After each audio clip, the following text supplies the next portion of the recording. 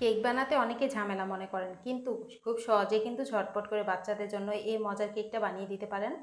কোনো ধরনের ঝামেলা বা কোনো কিছু প্রয়োজন নেই, ঘরে থাকা উপকরণ দিয়ে কিন্তু খুব সহজে এই মজার কেকটি বানিয়ে নেওয়া যায়। সে সহ সিম্পল রেসিপি শেয়ার করব। আশা করছি বরাবরের মতো এবার রেসিপিটিও ভালো লাগবে। তো প্রথমে আমি এখানে নিয়ে নিচ্ছি 2টি ডিম। ডিম 2টিকে ভেঙে আমি একটি মিক্সচার বোলে নিয়ে নিচ্ছি। 2টি ডিম দিয়ে করছি, চাইলে কিন্তু একটি ডিম দিয়ে আপনি করতে পারবেন এবং উপকরণগুলো তার থেকে অর্ধেক করে দিবেন, তাহলে কিন্তু আপনি একদম পারফেক্ট কেকটাও তৈরি করে নিতে পারবেন। তো এর সাথে আমি দিয়ে দিচ্ছি আধা কাপ পরিমাণ চিনি। তো যেরকম পরিমাণ নিচ্ছি ঠিক সেই পরিমাণে করে নিলে কিন্তু আপনার কেকটা একদম পারফেক্ট হবে। তার সাথে আধা কাপ পরিমাণ দিয়ে দিচ্ছি তেল, রান্না করা যে রেগুলার তেল থাকে সেটি দিয়ে দিচ্ছি। এরপর আমি হ্যান্ড উইচের সাহায্যে ভালো করে এটাকে মিশিয়ে নিব। যতক্ষণ পর্যন্ত তেল চিনি সব কিছু একসাথে ভালো করে মিশে না যায় ততক্ষণ পর্যন্ত আমি এটাকে মিক্স করে নিচ্ছি। আর যদি আপনার হাতের কাছে দেখা যায় ইলেকট্রিক বিটার থাকে সেটা দিয়ে করতে পারেন, না হলে কিন্তু আমি যেভাবে করছি সেভাবে কিন্তু ডিমটা একটু এভাবে ফেটে নিতে পারেন, তাহলে কেকটি কিন্তু খুব সুন্দর হবে। তো কিছুক্ষণ বিট করে নেওয়ার পর এরপর আমি শুকনো উপকরণগুলো দিয়ে দিব। এখানে আমি দিয়ে দিচ্ছি 1 চামচ পরিমাণ বেকিং পাউডার, সামান্য পরিমাণ একটু লবণ দিয়ে দিচ্ছি। এটা অপশনাল, অনেকে দেয় কেকের মধ্যে, আবার বাদ দিতে পারেন। তো মিষ্টি জাতীয় জিনিস একটু লবণ দিলে একটু ভালোই লাগে কিন্তু। এরপর আমি এখানে দিয়ে দিচ্ছি 1 কাপ পরিমাণ ময়দা। তো শুকনো উপকরণগুলোকে প্রথমে চালনির সাহায্যে এগুলোকে চেলে নিতে হবে। আর কেকের উপকরণ কিন্তু সবসময় এভাবে চেলে নিলে দেখা যায় মিক্সচারটা খুব সুন্দর হয়। দেখতে পারছেন এভাবে চেলে নিলে যে একটু দানাদার থাকে সেটা কিন্তু খুব সহজে ঝরে যায়। তো ভালো করে সব কিছু একসাথে মিক্স করে নিলাম। তো এখন চেলে নিয়ে এটাকে আমি আলতোভাবে মিশিয়ে দিব। দেখতেই পারছেন বেশি জোর দিয়ে মিক্স করার প্রয়োজন নেই। আর কেকের মিক্সচারটা কিন্তু একটু আলতোভাবে মিক্স করলে এটার ব্যাটারটা খুব সুন্দর হয়, কেকটাও ভালো হবে। তো আলতোভাবে ভালো করে আস্তে আস্তে করে আমি ডিমের সাথে ময়দাগুলো সব কিছু একসাথে মিশিয়ে নিচ্ছি। এভাবে করে কিন্তু মিক্সচারটা ভালো করে মিশিয়ে নিতে পারেন। দেখতেই পাচ্ছেন ব্যাটারটা আমার কীরকম হয়েছে। তো এটা কিন্তু অনেকটাই ঘন হয়ে গেছে। তো এর সাথে কিন্তু আরেকটা উপকরণ অ্যাড করব, সেটা অপশনাল।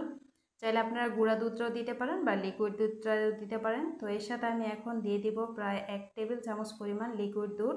যেহেতু আমার ব্যাটারটা একটু ঘন হয়ে গেছে, তো আমি এখানে গুঁড়া দুধটা ব্যবহার করিনি। এর জন্য আমি তরল দুধটা দিয়ে দিচ্ছি। এখানে জাল করা ছিল ঠান্ডা অবস্থায় যে দুধটা, সেটা আমি দিয়ে দিচ্ছি। দুধ দেওয়ার পর ভালো করে আবারও মিশিয়ে নিতে হবে।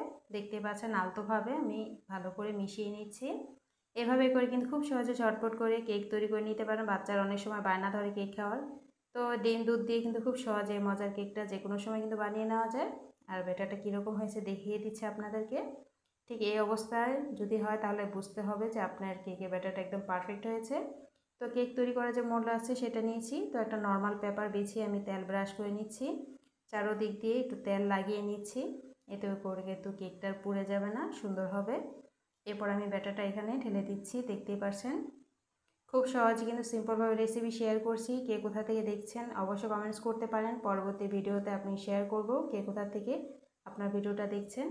তো এরপর আমি উপর দিয়ে একটু কিশমিশ দিয়ে দিচ্ছি, দেখতে সুন্দর লাগবে, খেতেও ভালো লাগবে, বাচ্চারা খুব পছন্দ করবে। চাইলে এখানে ড্রাই ফ্রুট অ্যাড করতে পারেন। এরপর আমি একটি ফ্রাই প্যান নিয়েছি, বা প্রেশার কুকারেও দিতে পারেন।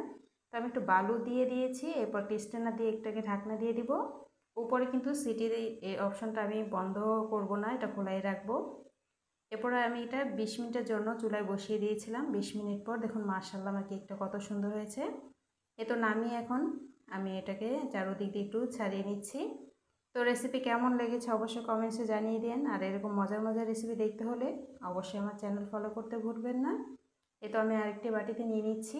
দেখতে পাচ্ছেন উপরে যে পেপারটা দিয়েছিলাম সেটা এখন আমি তুলে নিচ্ছি। মাশাআল্লাহ নিচেটাও কিন্তু পুড়ে যায় না, আর কালারটাও কিন্তু খুব সুন্দর হয়েছে। তো এখন আমি ছোট ছোট করে পিস করে কেটে নিচ্ছি। এভাবে কিন্তু বানিয়ে কিন্তু বাচ্চাদের টিফিনে দিতে পারেন, বা বিকেলে নাস্তা ঝটপট করে কিন্তু তাদের বানিয়ে দিতে পারেন, তার খুবই পছন্দ করবে। আর রেসিপি কেমন লেগেছে অবশ্যই কমেন্টসে জানিয়ে দিবেন। আর কে কোন চ্যানেল থেকে দেখছেন অবশ্যই কমেন্টসে জানিয়ে দিবেন। ইউটিউব চ্যানেল থেকে দেখে থাকলে অবশ্যই সাবস্ক্রাইব করে দিন। আর ফেসবুক দেখে থাকলে অবশ্যই লাইক কমেন্ট শেয়ার করতে ভুলবেন না। এই তো দেখুন কত সুন্দর হয়েছে। সবাই ভালো থাকবেন। আল্লাহ হাফেজ।